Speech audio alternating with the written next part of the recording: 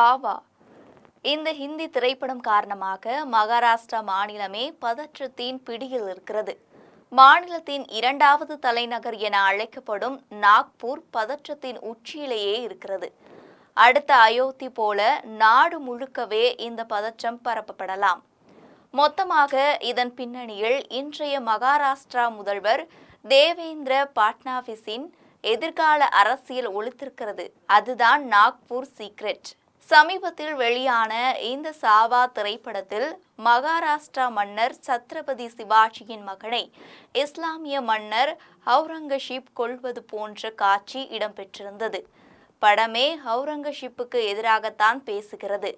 படம் வெளியாவதற்கு முன்பிருந்தே பரபரப்பு கிளப்பப்பட்டாலும் முஸ்லிம்கள் தரப்பிலிருந்து எதிர்வினையாற்றப்படவில்லை. படம் வெளியான பிறகு எந்த மோதல்களும் வெடிக்கவில்லை. இந்த நிலையில் திடீரென பஞ்ரக் தள், விஸ்வ இந்து பரிஷத் போன்ற சங்க பரிவார் அமைப்புகள், பிஜேபி மற்றும் அதன் கூட்டணி கட்சிகள் ஒவ்வொன்றாக படத்தை பற்றிய பேச்சுக்களை ஆரம்பித்து வைக்க பற்றிக் கொண்டது தீ. வரலாற்று ரீதியாக பார்த்தால் சிவாஜியாக இருக்கட்டும், ராஜராஜ சோழனாக இருக்கட்டும், இன்னும் எந்த ராஜாதிராஜனாக கூட இருக்கட்டும், எல்லாமே அவரவர் ஆண்ட காலங்களில் நடத்திய அதிகார சண்டைகளே. வரலாற்றை கூர்ந்து பார்த்தால் இந்த உண்மை தெள்ளத் தெளிவாகிவிடும்.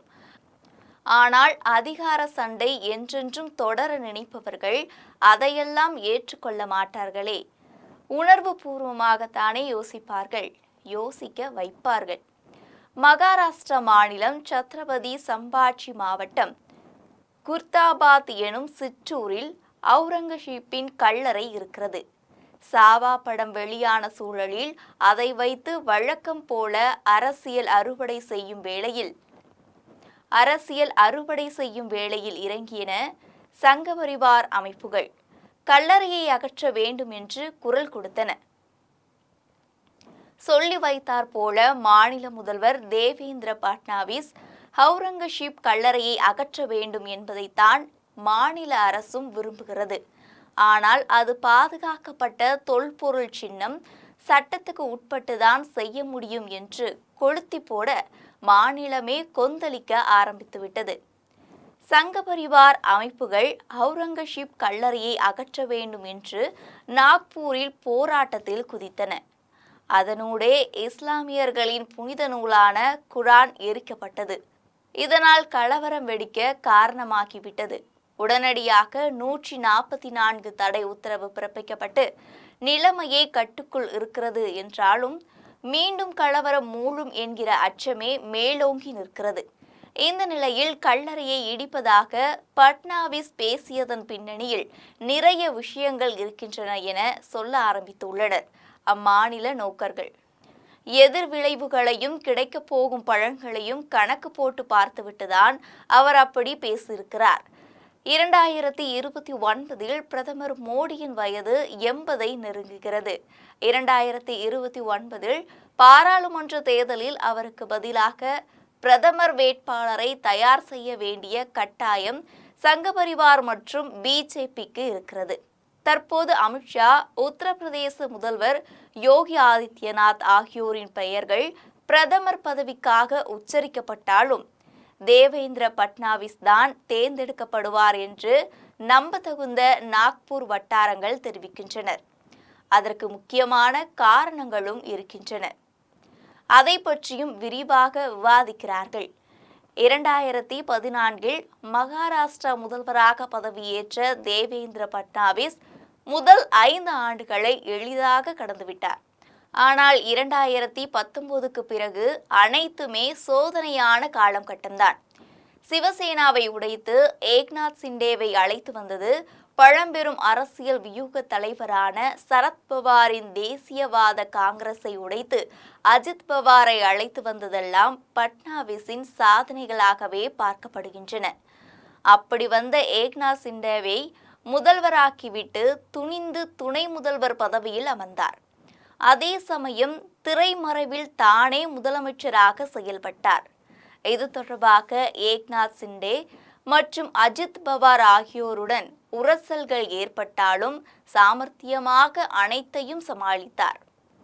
சூழ்நிலைக்கு ஏற்ப பதவிகளை விட்டுக் கொடுப்பது, சாதகமான சூழ்நிலை அமைந்தால் தன்னுடைய இடத்தை விட்டுக் கொடுக்காமல் இருப்பது, RSSின் கொள்கைகளை தீவிரமாக நடைமுறைப்படுத்துவது, மும்பை போன்ற பொருளாதார நகரத்தில் தொழிலதிபர்களுக்கு சாதகமாக நடந்து கொள்வது என பட்னாவிஸ் காட்டி வரும் ராஜதந்திரங்களால் அவருடைய கிராஃப் ஏறிக்கொண்டேதான் இருக்கிறது. கடந்த ஜூன் 2024 அறிவிக்கப்பட்ட பாராளுமன்ற தேர்தலில் மகாராஷ்டிரா மாநிலத்தில் பிஜேபிக்கு பலத்த அடி.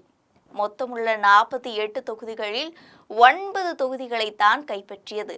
ஆனால் செப்டம்பரில் நடைபெற்ற மகாராஷ்டிரா சட்டமன்ற தேர்தலில் அந்த நிலையை தலைகீழாக மாற்றினார் பட்னாவிஸ். தனிப்பெரும் கட்சியாக 132 தொகுதிகளை பிஜேபி கைப்பற்றுவதற்கு காரணமாக இருந்தவர் கூட்டணி கட்சிகளான சிவசேனா சிண்டே 57 இடங்கள், தேசியவாத காங்கிரஸ் அஜித் பவார் 41 இடங்கள் என அள்ளவும் வைத்தார். வேறு வழியே இல்லாமல் முதல்வர் பதவியில் அமர்த்தப்பட்டார் பட்னாவிஸ். இந்த அரசியல் ஆட்டங்களின் தொடர்ச்சியாகத்தான் நாக்பூர் விவகாரத்தை பார்க்க வேண்டியுள்ளது என சொல்லும் அரசியல் நோக்கர்கள், RSSின் தலைமை பீடம் இருப்பது நாக்பூரில்தான். அங்குதான் அவுரங்கசீப் பெயரால் அடுத்த கட்ட அரசியலுக்கு யாக குண்டம் பற்ற வைக்கப்பட்டுள்ளது. பார்வைக்கு கலவரத்தை ஒடுக்குவது போன்று நடந்து கொள்வது, அதே சமயம் திட்டமிட்ட சதி என்று வார்த்தைக்கு வார்த்தை முழங்குகிறார் பட்னாவிஸ். இதன் மூலமாக நாடு முழுக்கவே இந்து மதத்தினரிடையே செல்வாக்கை உயர்த்துவதற்கு சாமர்த்தியமாக காய் நகர்த்தி வருகிறார் என்கிறார்கள்.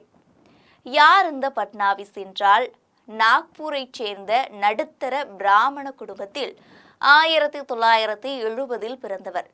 தேவேந்திர பட்னாவிஸ் தந்தை கங்காதரர் பட்னாவிஸ் சட்டமேலவை உறுப்பினர், ஜனசங்கத்துடன் தொடர்புடையவர். நாக்பூரின் பூர்வீகமும் குடும்ப பின்னணியும் பட்னாவிஸுக்கு RSS மற்றும் ஜனசங்கத்துடன் நெருக்கத்தை ஏற்படுத்தின. மாணவ பருவத்திலேயே RSSின் துணை அமைப்பான அகில பாரதிய வித்யார்த்தி பரிஷத்தில் உறுப்பினர். இது எல்லாம் தான் மகாராஷ்டிரா மாநிலத்தைச் சேர்ந்த நிதின் கட்கரி, கோபிநாத் முண்டே போன்ற ஜாம்பவான்களை எல்லாம் பின்னுக்கு தள்ளி மாநில பிஜேபி தலைவராக பட்னாவிஸை உயர்த்தியது. தலைவரான ஒரே ஆண்டில், அதாவது 2024 மகாராஷ்டிரா முதல்வர் பதவியிலும் அமர்ந்தார். அப்போது அவருக்கு வயது 44. தற்போது அவுரங்கசீப் கல்லறை விவகாரம் இந்திய அளவில் ட்ரெண்டிங். 2002 கோத்ரா கலவரம் எப்படி மோடிக்கு ஒரு மைல்கல்லாக அமைந்ததோ, அதே போன்று நாக்பூர் கலவரம் தேவேந்திர பட்னாவிஸ்க்கு ஒரு மைல்கல்லாக அமைய வாய்ப்பிருக்கிறது என்பதுதான் அரசியல் நோக்கர்கள் சொல்கிறார்கள். 2014 நரேந்திர மோடி முதன்முறையாக இந்திய பிரதமர் ஆனபோது 8 மாதங்களில் பிரதமராவது எப்படி என்ற அரசியல் நையாண்டி மற்றும் ஆராய்ச்சி கட்டுரைகள் எல்லாம் எழுதப்பட்டன. ஆக RSS மோடிக்கு பதிலாக எடுத்துள்ள அடுத்த துருப்புச்சீட்டு பட்னாவிஸ்.